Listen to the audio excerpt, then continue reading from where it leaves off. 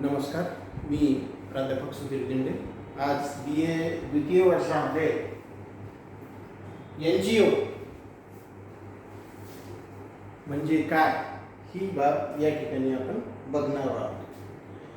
NGO म्हणजे non governmental organisations, अशासकीय संस्था. नॉन गव्हर्नमेंटल ऑर्गनायझेशन, अशासकीय संस्था, ह्याला आपण NGO असं म्हणतो. ह्या अशासकीय संस्था या लोकशाही व्यवस्थेमध्ये फार महत्त्वाची अशी भूमिका पार पाडित असतात. याची व्याप्ती आजच्या घडीला इतकी मोठ्या प्रमाणावर झालेली आहे की आज खरं तर एक सैद्धांतिक दृष्टिकोनातनं या ठिकाणी याचा विचार करणं आपल्याला अपरिहार्य आहे. परंतु मला वाटतं असं कोणीही नसेल ज्याचा आज या NGO वेगवेगळ्या NGOशी कुठे ना कुठे संबंध आलेला नाही, असं कोणीही नसेल. प्रत्येकाचा कुठे सामाजिक दृष्टिकोनातनं कृषी संदर्भामध्ये शासकीय योजनांच्या बाबत कुठल्याही बाबीना एव्हा ना का होईना प्रत्येक विद्यार्थी अथवा नागरिकाचा ह्या कोणत्या ना कोणत्या या अशासकीय संस्थेशी संबंध हा निश्चितप्रमाणे आलेला असेल.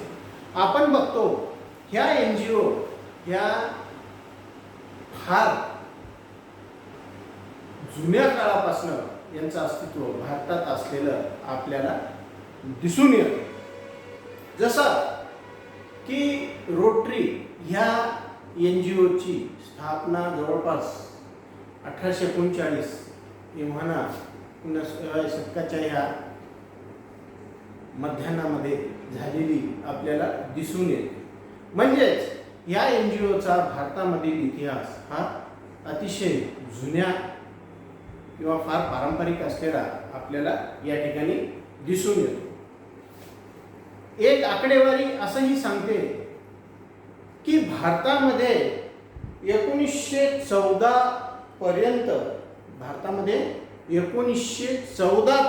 म्हणजे स्वातंत्र्य प्राप्तीच्या जवळपास 33 वर्ष आधी भारतामध्ये 1083 ह्या अशासकीय संस्था, नॉन गव्हर्नमेंटल ऑर्गनायझेशन NGO ह्या अस्तित्वात होत्या. ह्या NGO त्या काळात तेव्हा ना काही मर्यादितही स्वरूपाच्या असतात, परंतु त्यांचं स्थापना आणि त्यांचं कार्य हे त्या काळातही चालत असलेलं आपल्याला दिसून येते. सर्वात महत्त्वाची बाब म्हणजे अशासकीय संस्था ह्या प्रामुख्याने कधीही समाज कल्याणाच्या उद्देशातनं स्थापन करण्यात येत असतात. तो काही एक व्यवसाय किंवा नफा कमविण्याचं एक मोठं साधन या दृष्टिकोनातनं NGO स्थापन करण्यात येत नसतात. ह्या NGO प्रामुख्याने आपण बघतो की समाज कल्याण या कार्यासाठी या उद्देशाने स्थापन करण्यात येत असतात. आपण बघतो NGO ह्या शासन आणि प्रशासनाच्या पॅरलल काम करत असलेलं आपल्याला दिसून येतं. जसं की जर का एखादं कृषी क्षेत्रामध्ये कार्य करणाऱ्या NGOचं आपण जर उदाहरण बघितलं तर या ठिकाणी ह्या कृषी क्षेत्रामध्ये शासन नानाविध स्वरूपाच्या योजना राबवितं. अनेक वेळा शासन ठराविक अशा स्वरूपाचे एक उद्देश कृषी क्षेत्रासाठी निश्चित करतं, परंतु शासनाला सातत्याने फार व्याप्त स्वरूपामध्ये प्रत्येक क्षेत्रात कार्य करायचं आहे. मग अशा वेळी शासन त्या ठिकाणी सर्वच बाबी ह्या स्वतःहून त्या ठिकाणी करू शकत नाही. अशा वेळी शासन अनेक स्वरूपाची कार्य ह्या NGOच्या माध्यमातून करीत असलेलं आपल्याला दिसून येतं. NGOच्या माध्यमातून शासन ज्या वेळेस अनेक काही योजना, काही धोरणे ही ज्यावेळेस राबवतं,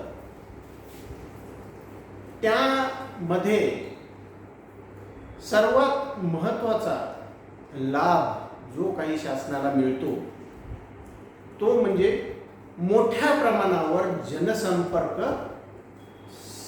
साध्य करता येतो. त्याचबरोबर जनमताची चाचपणीही शासन त्या माध्यमातून करू शकते.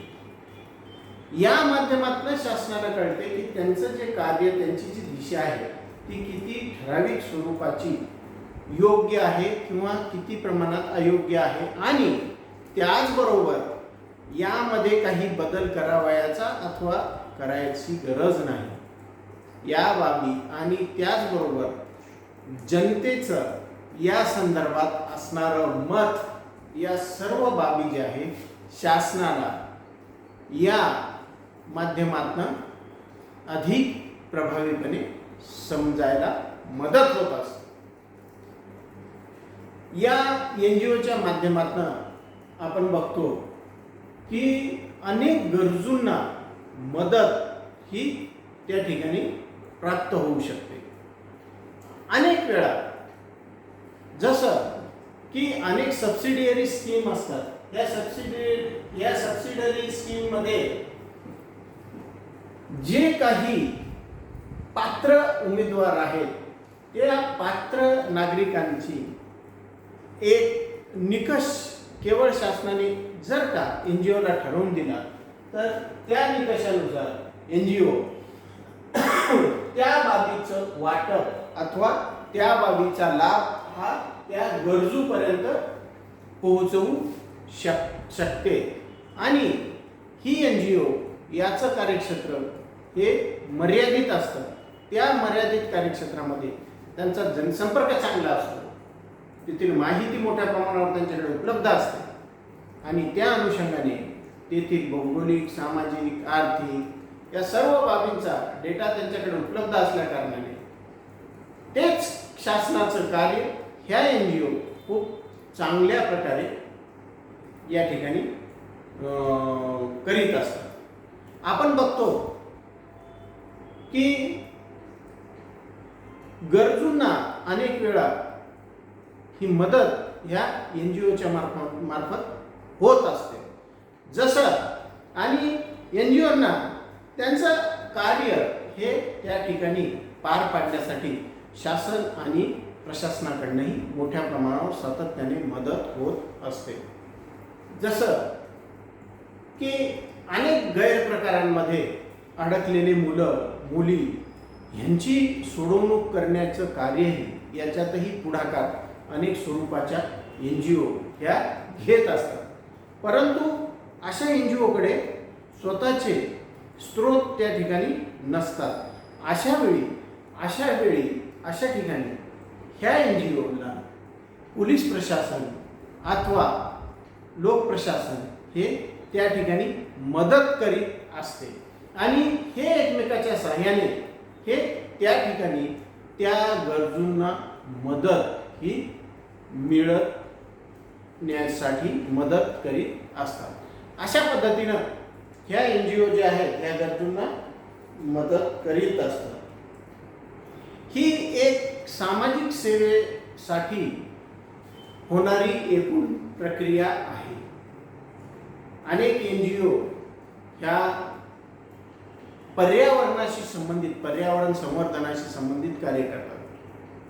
त्या ठिकाणी आपण बघतो की झाडे लावणे, त्याचबरोबर सार्वजनिक ठिकाणी अनेक स्वरूपाची बगीचांची निर्मिती करणे, झाडे लावणे, हिरवळ निर्माण करणे, पर्यावरणाला पोषक अशा स्वरूपाची कार्य काही NGO ह्या करीत असतात. त्याचबरोबर जर का एखादा निर्णय शासनाचा, प्रशासनाचा जर पर्यावरणाच्या पोषणाच्या विरोधी असेल किंवा त्या निर्णयाने त्याचा आघात जर पर्यावरण किंवा त्याच्या संवर्धनावर होत असेल तर अशा वेळी ह्या NGO त्या निर्णय त्या धोरणाचा प्रोटेस्ट करतात किंवा विरोध करतात आणि त्यामध्ये मोठ्या प्रमाणावर जनसहभाग ही त्या मिळवित असतात.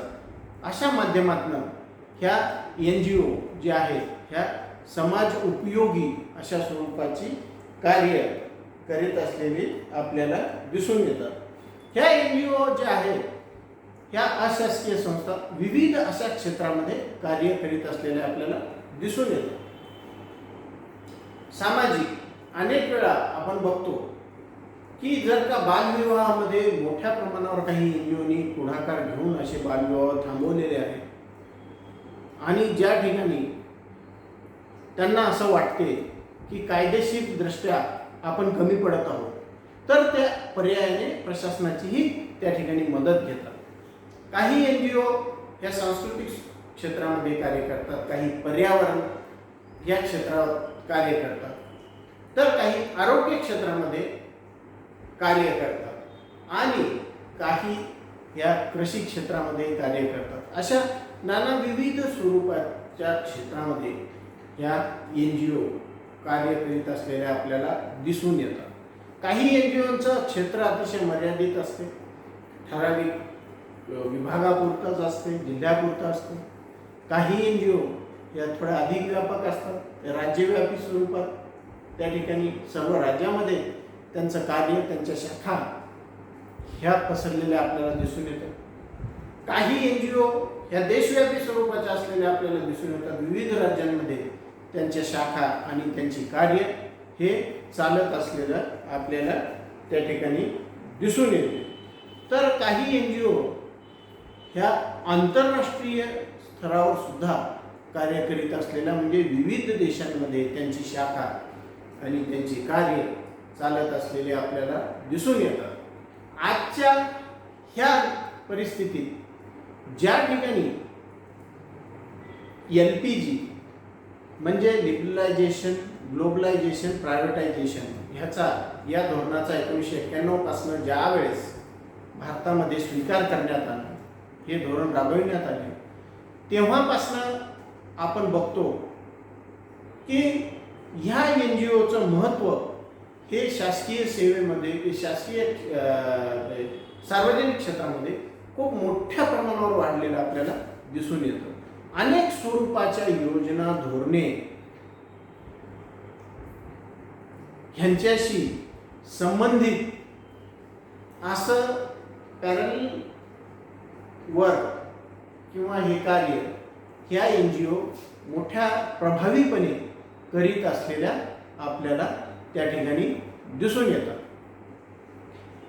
NGO ह्या खरं तर आजच्या घडीला ह्या आधुनिक काळातल्या रक्तवाहिनी आहे की ज्यांच्या मार्फत व्यवस्था अधिक प्रभावीपणे आणि चांगल्या प्रकारे काम करत असलेली आपल्याला दिसून येते.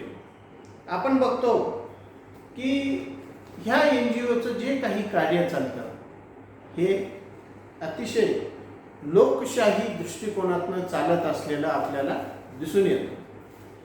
यामध्ये ट्रान्सपरन्सी ही खूप मोठ्या प्रमाणावर असते. प्रत्येक बाबीचं NGO अधिक मोठ्या प्रमाणावर जाहिरात करतं, जास्तीत जास्त अधिक लोकांपर्यंत पोहोचण्याचा प्रयत्न ह्या NGO मार्फत होत असलेला आपल्याला दिसून येतो. केवळ त्यांचे लाभार्थी ह्यांच्याशी संबंधितच नाही तर त्यांना करायच्या विविध स्वरूपाच्या ह्या कार्यामध्ये अनेक वेळा त्यांना अनेक वेगळ्या गटाची, समूहाची आवश्यकता लागू शकते. त्या अनुषंगाने त्यांच्या कार्यक्षेत्रामध्ये असणाऱ्या प्रत्येकाशी अधिक मोठ्या प्रमाणावर प्रभावी असा जनसंपर्क स्थापन करण्याचा प्रयत्न NGO मार्फत होत असलेला आपल्याला त्या ठिकाणी दिसून येतो. ह्या ज्या अशासकीय संस्था आहेत ह्या आजच्या घडीला समाज कल्याणाचे जी काही उद्दिष्ट आहेत शासनाची ती साध्य करण्यामध्ये फार मोठ्या प्रमाणावर उपयोगी ठरलेले आपल्याला या ठिकाणी दिसून येईल. धन्यवाद.